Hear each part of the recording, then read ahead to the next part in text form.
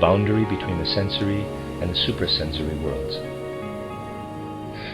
To understand the relationship between the different worlds, we must understand that a force that has to develop its activity according to cosmic order in one world can, when it unfolds in another world, direct its activity against this cosmic order. This is why two opposing powers must be present in the human etheric body: the capacity to transform oneself into other beings, and the strong I feeling or sense of self. In the physical sensory world, these powers in the human soul can be developed only when that life is muted. In the elemental world, however, they balance one another, thereby making human nature possible, just as in the physical world sleeping and waking make human life possible. The relationship between two such counteracting forces could never be such that they extinguish one another. Rather, their relationship must be one in which each is developed and acts to balance the other. I feeling and the capacity to transform oneself into another work on each other in this way only in the elemental world. In the sensory world, only the results of the mutual relationship and interaction of these two forces can be effective within the cosmic order. For if the capacity for transformation, which the etheric body must have, were active in the sensory world, one would feel something in one's soul that did not conform to the physical body. The physical body stamps us firmly in the sensory world. It places us within it as particular personal beings.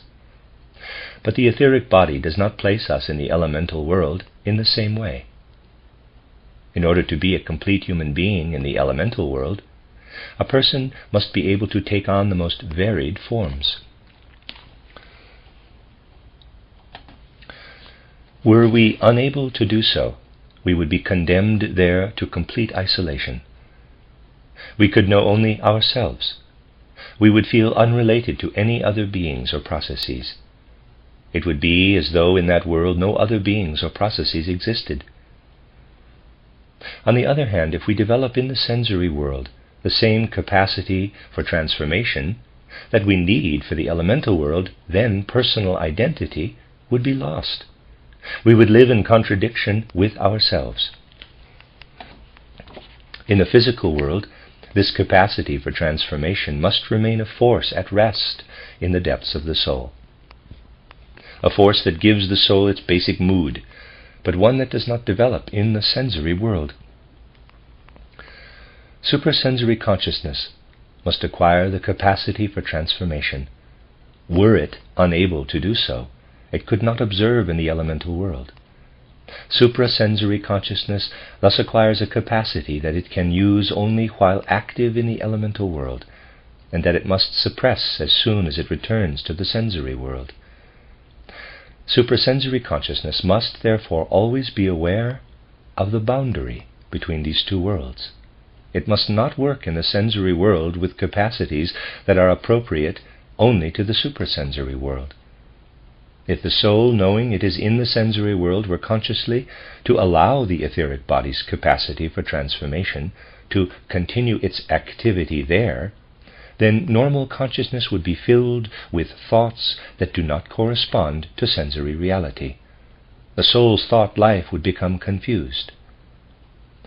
Awareness of the boundary between the worlds is a necessary precondition for the proper activity of suprasensory consciousness.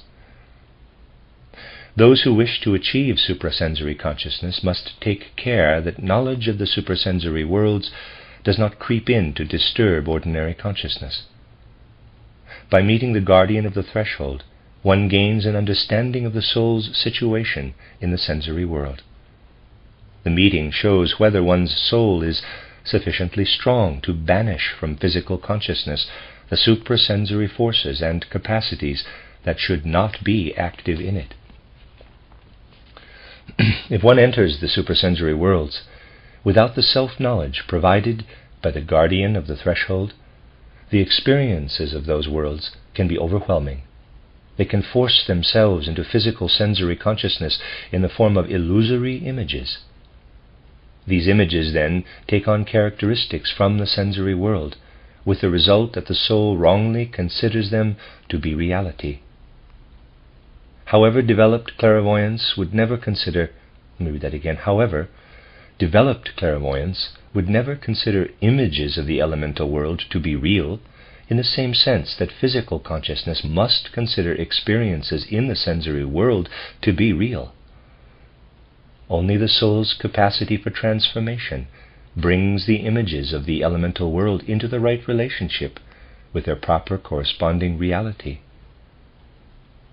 Neither should the second necessary force in the etheric body, the strong I feeling, enter the soul's life in the sensory world in the way that would be appropriate in the elemental world. Were that to happen, it would be the source of immoral inclinations in the sensory world, at least to the extent that such tendencies are connected with egoism. Observing the cosmos, therefore, spiritual science sees in egoism the origin of evil in human activity. One would misunderstand the cosmic order if one were to believe that this order could exist without the forces that form that source of evil. If these powers were not present, the etheric human being could not develop in the elemental world. Indeed, so long as they operate only in the elemental world, such forces are thoroughly good. They cause evil only when they do not remain in the depths of the soul, where they can regulate the relationship of the human being to the elemental world. When these forces are displaced into the soul's experiences in the sensory world, they transform themselves into egoistic impulses. They then act counter to the capacity to love and become the origin of immoral activity. The movement of strong I feeling from the etheric body into the physical body not only strengthens egoism, but also causes the etheric body to weaken. Suprasensory consciousness discovers that as egoism becomes stronger in sensory experience, I feeling becomes weaker in the suprasensory world. In the depths of our souls, we are not strengthened, but weakened by egoism.